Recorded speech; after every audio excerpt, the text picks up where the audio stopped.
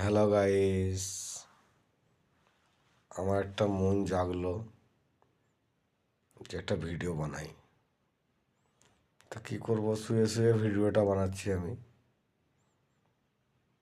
একটা জিনিস মনে রাখবে, পুকুরের জল সবাই ব্যবহার করতে পারে, কিন্তু কেউ খায় না।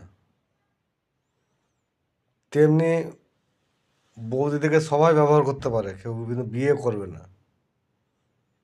তো একটা জিনিস একটা ছেলেকে বলছি, একটা মেয়ে যদি কোনো জায়গায় প্রেম করে, তার স্বামী তাকে ঘর থেকে বার করে দেয়।